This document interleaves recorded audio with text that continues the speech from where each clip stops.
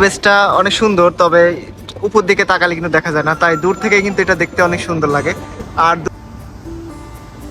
ওই দিক দিয়েও কিন্তু ভিতর দিয়েও কিন্তু অনেকেই মাছ ধরতেছে, ওটা কিন্তু দেখা যাচ্ছে না, জুম করে দেখলে দেখা যায়। একটা শহরের মধ্যে যানজট কমানোর জন্য এবং কত রকম সিস্টেম জাপান সরকার করছে দেখেন। আপনাদের আবারও দেখাই, এটা কিন্তু একটা সাবওয়ে রেল স্টেশন, আর এই রেল স্টেশনের ভিতরে পুরা শহরের নিচের অবস্থান কিন্তু এই রেল স্টেশনের ভিতরে।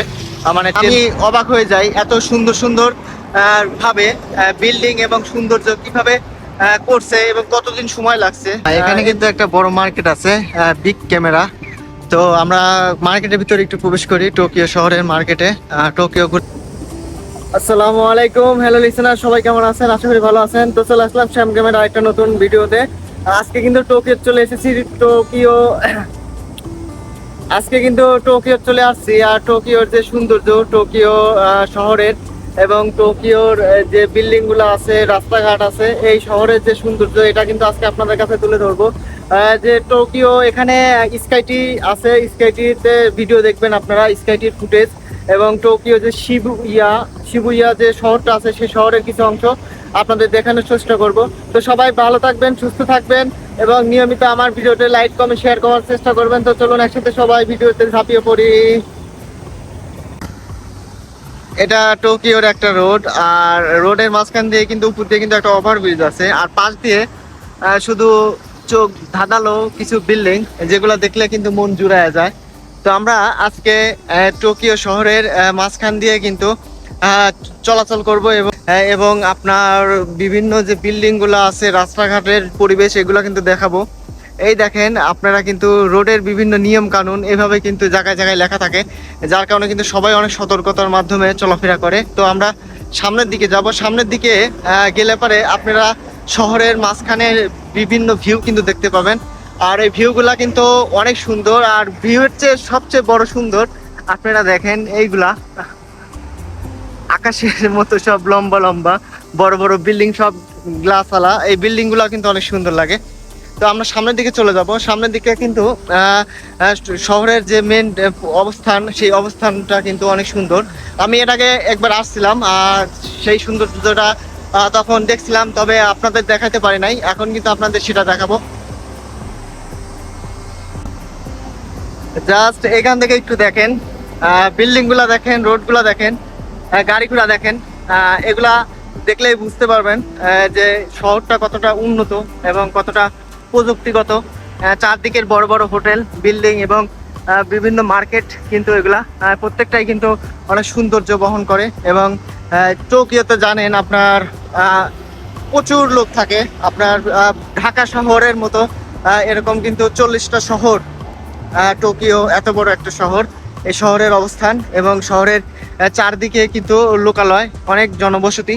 এখানে যে চিকাতুসে দেখতেছেন, এটা হয়তোবা দেখতেছেন কিছুই না, তবে এটা কিন্তু একটা স্টেশন, নাগাতাচো স্টেশন।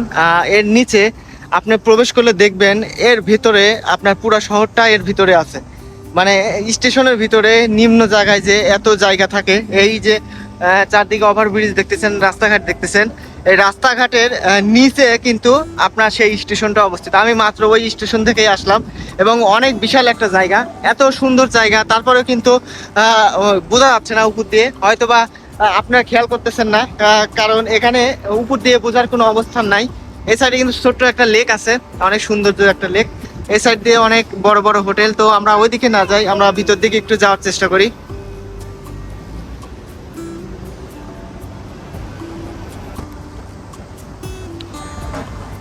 এখানে এই যে লেকটা আছে, এই লেকে কিন্তু পর্যটকের জন্য এবং জাপানিদের জন্য সুন্দর মাছ ধরার ব্যবস্থা করা আছে। এবং এখানে দেখেন অনেক শ্যাওলা, চারদিকে কিন্তু একটা, ওখানে কিন্তু একটা শপ আছে এবং পর্যটকরা এখানে কিন্তু মাছ ধরতে পারবে, সেই ব্যবস্থা আছে। নৌকা চালানোর জন্য আপনার বিভিন্ন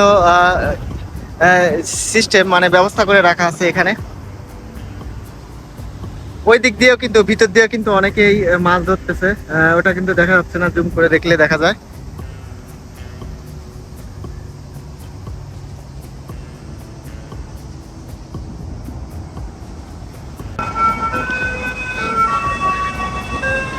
এটা কিন্তু টোকিওর শিবুয়া যে শহরটা আছে সেই শহরের একটু অংশ।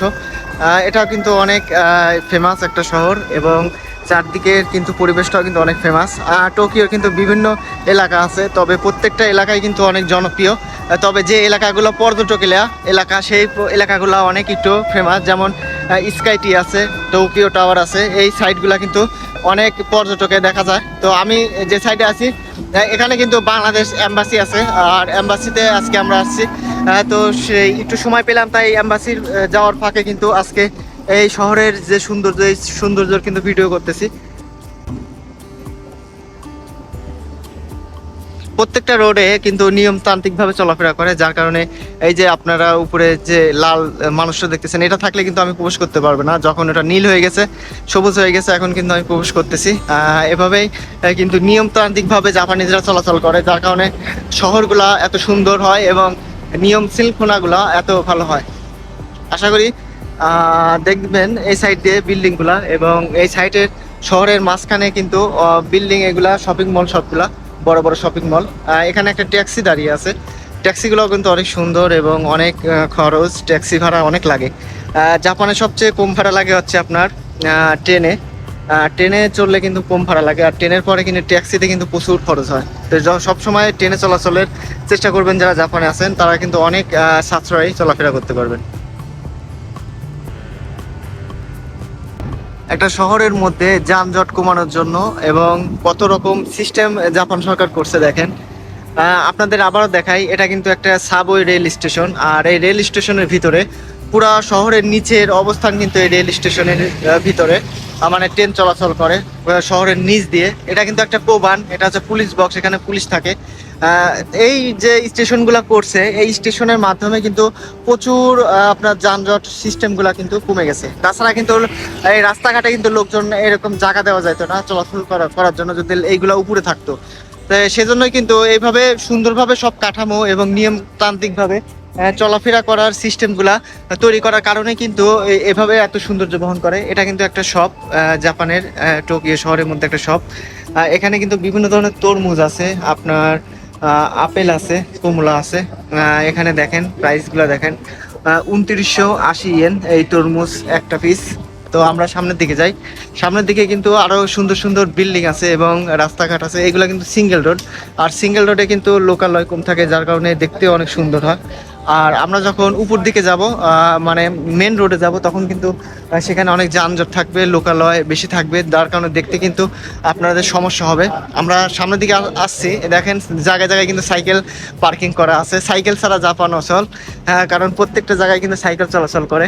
এগুলো সব কিছুই কিন্তু এক একটা সুন্দর সুন্দর মার্কেট এবং সুন্দর সুন্দর সার্ভিস বহন করে এই দোকানগুলা। আর পর্যটকদের জন্য কিন্তু আলাদা একটা সুব্যবস্থা জাপান সরকার করে রাখছে।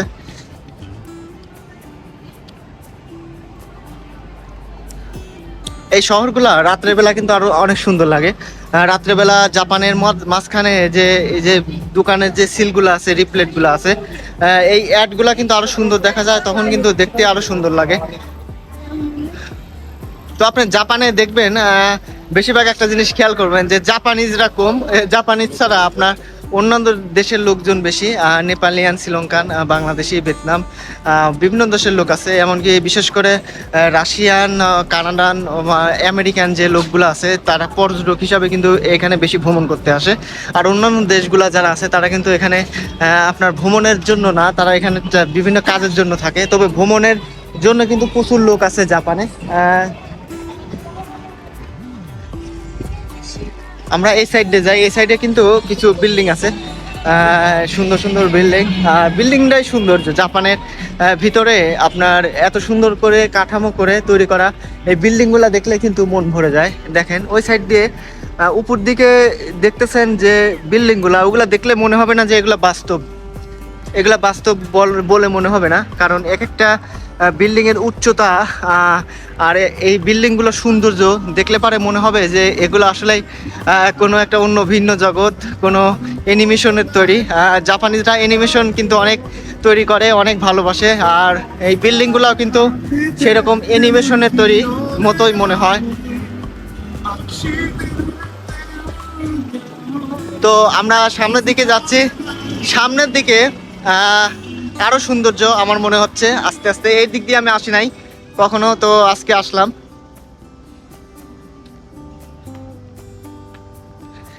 রাস্তাঘাট গুলা কত সুন্দরভাবে পরিষ্কার পরিচ্ছন্ন করে রাখে, প্রত্যেকটা রাস্তাঘাট, মার্কেট, এই আশপাশে। আপা ইনফরমেশন সেন্টার, আপা হোটেল। আপা হোটেল কিন্তু জাপানে অনেক জায়গায় আছে। আপা হোটেল আমাদের নারিতাতে আছে, এমনকি টোকিও শহরের মধ্যে অনেক জায়গায় আছে এই আপা হোটেলগুলা। হোটেলের নাম আপা হোটেল।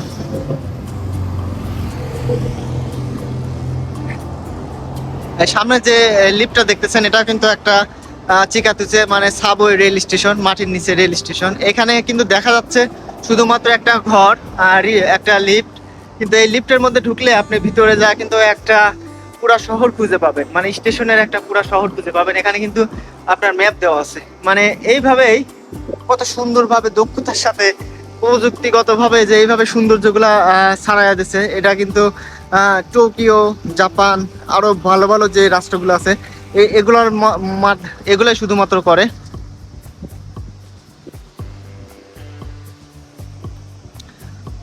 তবে এই রাস্তাগুলো সেরকম ভিড় নাই, আর স্টেশনে কিন্তু প্রচুর ভিড় হয়, মানুষজন বেশিরভাগই স্টেশনে চলাফেরা করে।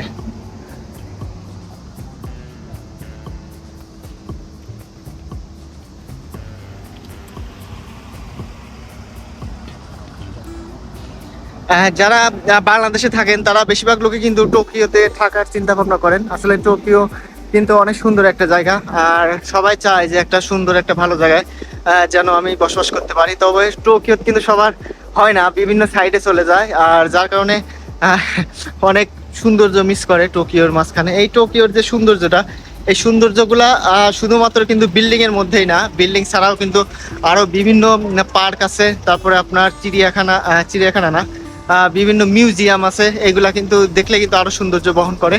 এই সাইড দিয়ে দেখেন একটু বিল্ডিং গুলা,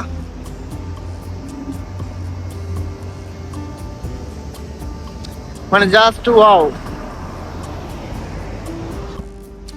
এটা কিন্তু একটা বাস স্টপ, আপনার বাসের জন্য ওয়েট করার জন্য এভাবে বাস স্টপে এরকম সুন্দরভাবে একটা চেয়ার রাখা আছে, টেবিল সিস্টেম করছে, এখানে রেস্ট নিতে পারবেন এবং যখন বাসের টাইম হবে তখন কিন্তু এখান থেকে বাসে উঠে চলে যেতে পারবেন।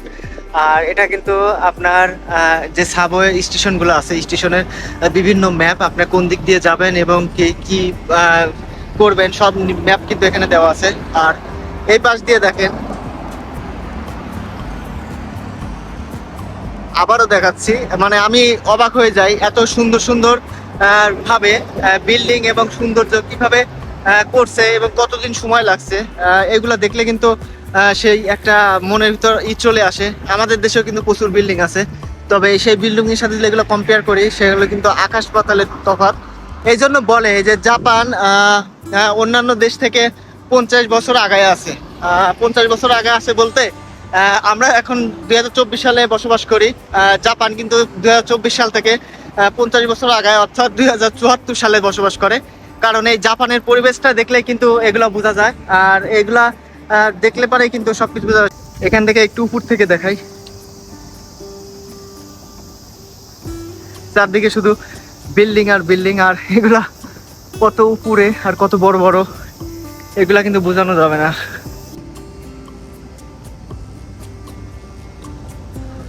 প্রত্যেকটা জায়গাতেই প্রত্যেকটা সৌন্দর্য বহন করে। আর এই গাছগাছালি দেখেন কত সুন্দর সুন্দর গাছগাছালি, এগুলা সব কিন্তু পরিকল্পনাভাবে করা হয় এবং কত সুদর্শনভাবে এগুলা যখন ফুল ধরে তখন কিন্তু আরো সুদর্শন প্রদর্শন করে। আর রাস্তাঘাট, চারপাশের পরিবেশ এবং যে রাস্তার মাঝখান দিয়ে যে ঘেরা গাছগুলো লাগানো আছে, এবং মাঠে দেখেন আপনার রাস্তাতে কিন্তু কোনো ধরনের ময়লা নাই, দুই একটা যা আছে গাছের পাতা, আর তাছাড়া কিন্তু ময়লা না। আর এগুলো কিন্তু নিয়মিত পরিষ্কার করার জন্য বিভিন্ন লোক আছে যেগুলা সরকার থেকে বেতনভুক্ত রাখা হয়। আমি দেখছি আমাদের নারিতা শহরেই আপনার একটা লোক আছে, সেই লোক কি করে, একটা ব্যাগ নিয়ে, কাঁধে ব্যাগ ঝুলায় নিয়ে, হাতে একটা আপনার ময়লা তোলার জন্য একটা বিষয়, একটা টুলস নিয়ে মানে রাস্তা দিয়ে ঘোরাফেরা করে। ওর কাজই হচ্ছে সকাল থেকে মনে করেন যে শুধু ঘুরবে ঘুরবে, আর যত রাস্তাঘাটে পাতা আছে বা কেউ ময়লা ফেলাইছে বা কেউ বোতল ফেলাইছে, এগুলা কিন্তু সে সংরক্ষণ করে তার ব্যাগে ভরে নিয়ে যাবে। মানে এরকম ভাবে সবাই নিজের দায়িত্ব পালন করে সুন্দরভাবে, এবং এরা বেতনভুক্ত, এবং এভাবেই কিন্তু প্রত্যেকটা বিষয় সংরক্ষণ করার কারণেই জাপান এতটা সুন্দর। আর এই সৌন্দর্যর মাঝখানে এখানে একটা দেখেন সৌন্দর্য একটা বিষয়, এটা একটা কোম্পানি, আর অনেক বড় কোম্পানি, দেখতে গেলে উপর দিকে তাকাতে হয়। তো এখানে কিন্তু একটা সুন্দর গাছগাছালি দিয়ে একটা তৈরি করছে, তবে এটা কিন্তু কোনো কি বলে আসল না, এগুলো কিন্তু সব কিন্তু আপনার কৃত্রিম, মানে প্লাস্টিকের তৈরি একটা। এই মাঝখান দিয়ে কিন্তু রোড আছে, আর যাতায়াতের রোড আছে। এই পাশ দিয়ে কিন্তু পানির ফুয়েরা আছে, পানির ফুয়েরা, এগুলা কিন্তু পানির ফুয়েরা ছাড়লে অনেক সুন্দর দেখা যায়। তো এইভাবেই প্রত্যেকটা বিষয়, প্রত্যেকটা জিনিসই কিন্তু অনেক সুন্দরভাবে সুগঠন ভাবে তৈরি করা জাপানে।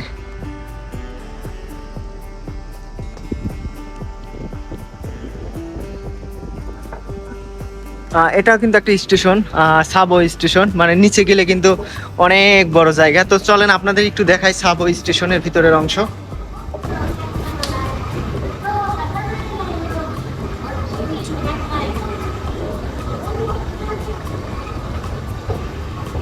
তো আমরা কিন্তু সাবওয়ে স্টেশনের ভিতরে প্রবেশ করলাম। তো ভিতরের একটু অংশ আপনাদের দেখাবো, পুরো অংশটা দেখানো সম্ভব না, অনেক বড় জায়গা কিন্তু। তো আমরা ভিতরে প্রবেশ করলাম, ভিতরে কিন্তু টানেল চলে আসলো, দেখছেন এত বড় টানেল, এখন শুধু যাবেই নিচে, শুধু যাবেই।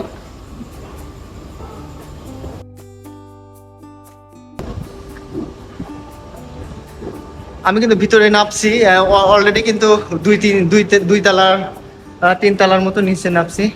এখন দেখেন এটা কিন্তু টিকিট কাউন্টার। হ্যাঁ, এখান থেকে আপনার টিকিট ক্রয় করে তারপরে কিন্তু আপনার ভিতরে প্রবেশ করতে হবে। তো ভিতরে প্রবেশ করলে কিন্তু আরো ট্রেনের শব্দ শুনতেছেন হয়তো বা আপনারা।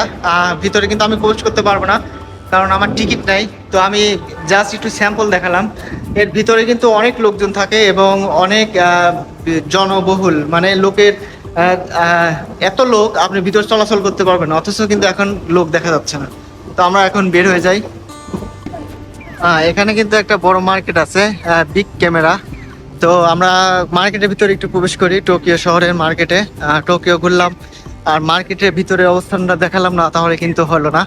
তো সবাই সাথে থাকুন, এবং মার্কেটের যে পরিবেশটা, দোকানপাট, সেগুলো আপনারা দেখুন কতটা সুন্দর।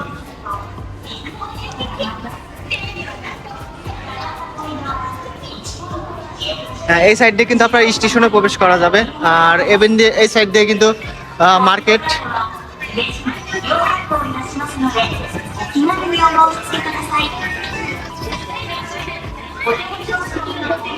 তো মার্কেটের মধ্যে আপনার এটা যেহেতু ক্যামেরার মার্কেট, এখানে বিভিন্ন ধরনের ফ্যান আছে। ইলেকট্রিক যে ফ্যানগুলা 2980 ইয়েন, এই ইলেকট্রিক যে ফ্যানগুলা ব্যাটারির মাধ্যমে চলে। এছাড়াও ব্যাটারি আছে, তারপরে আপনার বিভিন্ন ধরনের মোবাইল আছে, এখানে মোবাইল পাওয়া যায়, এবং অন্যান্য মোবাইলের যে ক্যাসিং কভার, এগুলা কিন্তু এখানে পাওয়া যায়। তবে এগুলোর প্রাইস কিন্তু অনেক, জাপানে কিন্তু এগুলোর প্রাইস অনেক থাকে। এটা দেখেন একটা, এটার প্রাইস আপনার 7080 ইয়েন, 7000 টাকা কিন্তু একটা মাত্র মোবাইলের একটা কভারের দাম 7000 ইয়েন।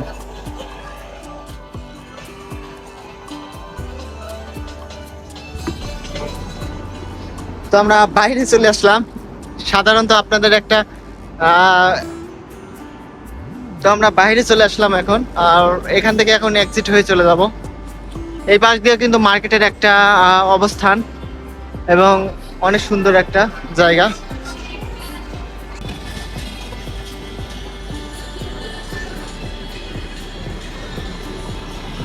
তো লিসেনার্স, আমি ভিডিও করতে করতে কিন্তু আমি হারায় গেছি। এখন আমার আবার ম্যাপ দেখে আমার এই জায়গা থেকে বের হতে হবে, কারণ আমি শহরের মধ্যে ঘুরতে ঘুরতে হারায় গেছি। আর যারা শহরে ঘুরবেন, জাপানের মধ্যে কিন্তু আপনার গোলকধাঁধার মতো আপনার বিল্ডিংগুলা এবং রাস্তাগুলা অনেকটাই বিভিন্ন রকমের হয়ে থাকে।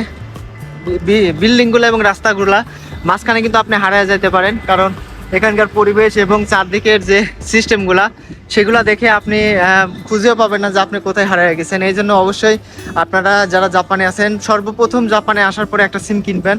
আর সিম কেনার পরে কিন্তু আপনি সেই সিম কেনার মাধ্যমে আপনি কিন্তু বিভিন্ন ম্যাপ দেখে বিভিন্ন জায়গায় যাইতে পারবেন এবং বিভিন্ন জায়গা থেকে বাসায় আসতে পারবেন।